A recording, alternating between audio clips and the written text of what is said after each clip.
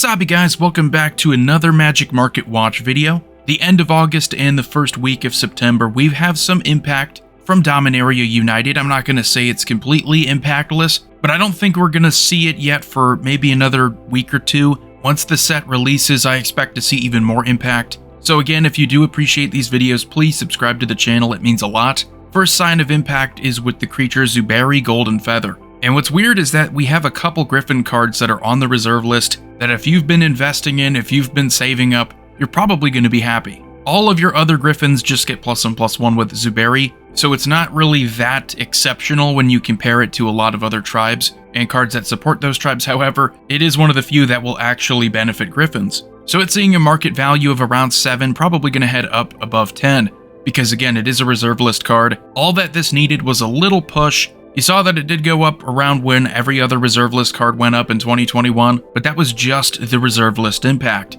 Here we have a legitimate reason to play it. So you combine that with the fact that it's never going to get a reprint. I think that's pretty sweet, and it's a lot like this next card here, Griffin Canyon. I think this is a better card, and the market value does reflect that. It got as high as $20 before, because believe it or not, the TCGPlayer with changelings, any kind of deck where you have a creature that could be a creature of any type, and there's value in untapping it, Griffin Canyon was pretty cool. It is again another reserve list card, this time from Visions. Untapping a Griffin, I don't know how powerful that's going to be, but just having the ability to untap any creature by tapping a land and no other mana, that's a nice ability on a land that can also just tap for one colorless. So we're seeing it go back up. This has a lot of potential to continue going up. Again, keep in mind it was going up before the Griffin tribal thing really exploded. But unfortunately, we have to continue with some of these other gainers, which are not genuine gainers. And what I mean by genuine gainers, it's when a card is taking off because of spoilers, because of a meta impact, some change in what people are playing. This past week has been no different than the previous month. And the first card we're going to be taking a look at is Bloodthirsty Blade, which has a whopping percentage increase in the previous week of nearly 4,000%.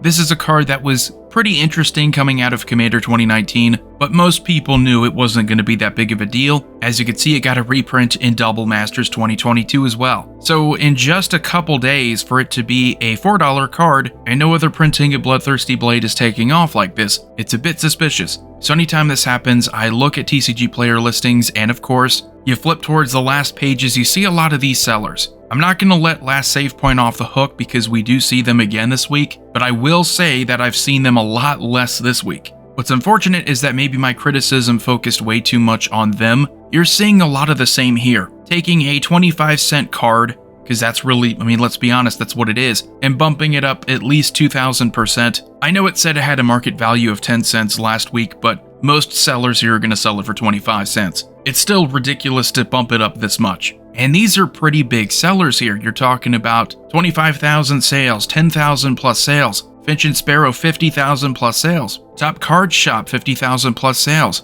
That one might be the worst because they have the largest inventory. I wish I could talk about more positive things when it comes to the market watch, and I think I might be able to in the next couple weeks, but it's still an issue that needs to be solved. I have had people comment saying that they've been victims of the TCGPlayer card optimizer feature, where instead of getting a card for what it's really worth, the market value, what most sellers are selling it for, they're paying 3,000% more because these larger sellers are taking advantage of the direct feature. The direct feature also ties into the card optimizer. It's all reputation based. That's why you see all these sellers have 100%. The lowest rating here is 99.9% from Top Card Shop. I'm on record as saying that it's not TCGPlayer's fault, but it is their problem. The biggest red flag for me when it comes to TCGPlayer, not talking about individual sellers, it's seeing this 100% feedback score. Probability would suggest if you have 10,000 plus sales, if you have 25,000, if you have 50,000 plus sales, chances are you're not going to have a perfect score.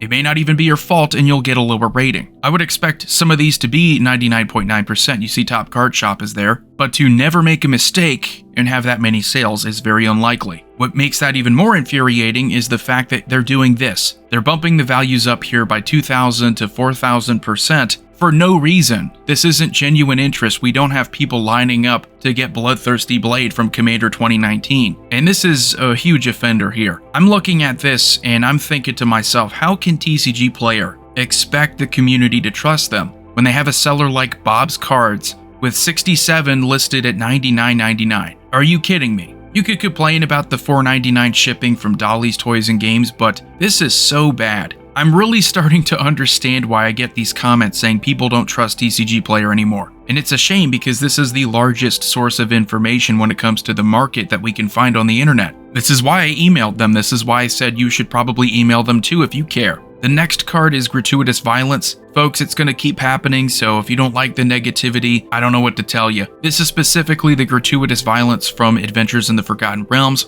the Commander product. And you'll notice there's a lot of these from Commander products. It's so easy to gather an inventory around those cards, because when people go to sell their bulk, what happens is that they'll take some cards that they like from these decks, but they'll still have like 90 cards left over, so that when they go to sell their bulk to a store for a discount, that's usually what ends up happening. So a lot of these stores, they'll have a large inventory of precon cards. That's just because with precon decks, people go and they pick out the Commander option, they go pick out maybe the most valuable card that they don't want to include in their bulk, and then you're left with some maybe $1 to $3 rares at best. You know, bulk rares. And I remember when Gratuitous Violence was more expensive. That's not the case anymore, and that usually happens when it gets reprinted in Commander products. I wouldn't say this one is quite as bad, but you do see some similar names. You see Dolly's Toys and Games. That's again mostly because of their inflated shipping prices. I don't think that's that big of a deal. Tower Gaming is doing the same thing I think I saw them do before, where it's significantly higher, but they only have one listed here, so I don't know how often they're doing that. We have Hectare's GG at the bottom. I don't know how you pronounce that. Only a little over 300 sales, so it's not a massive operation, but they do have 4 of these listed at 20.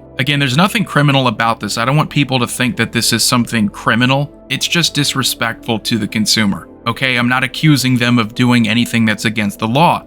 You can price scalp whatever you want. It does have an impact on the market, though. That's why I talk about it. That's why I care about it. And looking at the most recent sales, I wanted to believe that this was genuine, but then I saw, look at all these sales on the 29th that are $294. Again, probability would say that this doesn't happen organically. You don't have this many people just buying one at the same exact price. It's going to vary because the market's competitive. Why would someone sell this lightly played at $1.05 if they could see that, oh, maybe I could put it at $2 and make more money? But you see $294 several times, only a quantity of one. So you want me to believe that this many people or the same person would just buy $294 that many times? It's just not likely when most of these other listings are different. Then we have another Commander card, Gaia Reach Sanitarium. Again, folks, I'm not just cherry picking here. These are 3 of the top cards trending in the weekly market values. Bloodthirsty Blade had a ridiculous percentage gain. That's why I had to talk about it. And Gaia Reach Sanitarium is a sub $1 card. It's been reprinted multiple times. It could be useful with a current strategy if you like the Raven Man as a commander, I guess. But that's not enough to justify it going up to above $3. And again, we look at the listings. This is the first time I'm seeing Last Save Point, and it is just one listing at moderately played $391. It's pretty inflated for this condition. It's just not worth it. It's a ripoff. I will point out that you don't see the TCGPlayer Direct symbol next to it, which means that you're a lot less likely to be hurt by it if you use the card optimizer for such a feature. That being said, they have the largest quantity here. I'm not saying that Last Save Point, I've never said that Last Save Point's the only one,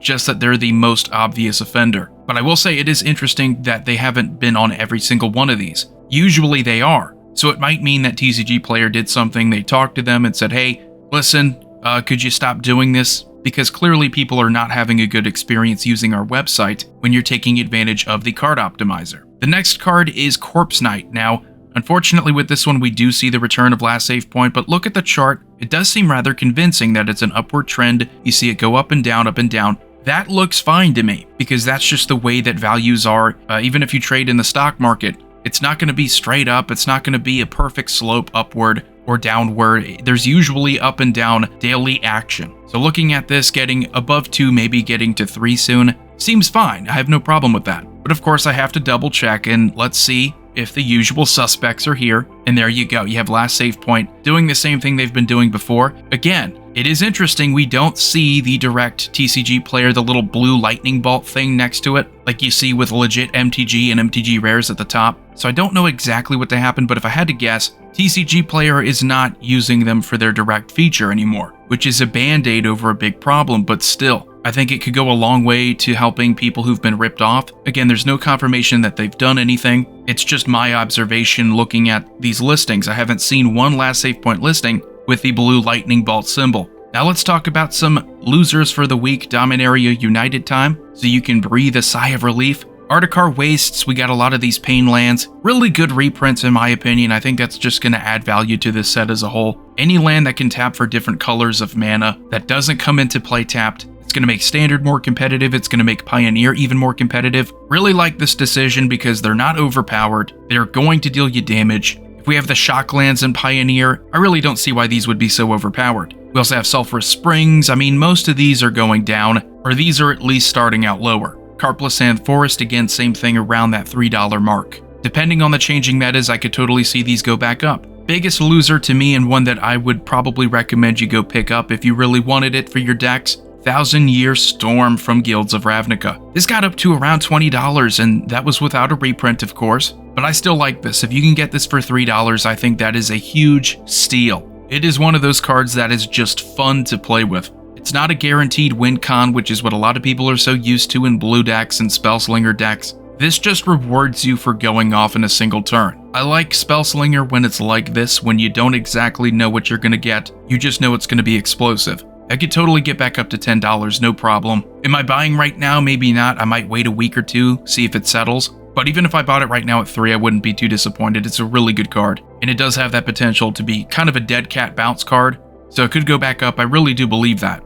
But anyway, that's going to do it for the Market Watch. The very beginning of September, probably one of my favorite months out of the year. It signals the end of summer. I'm not a huge summer person, but it's in that in-between. It's not quite fall yet, but you can tell the summer's starting to cool down. Again, subscribe to the channel if you have not. Commander Void here. I will see you all next time.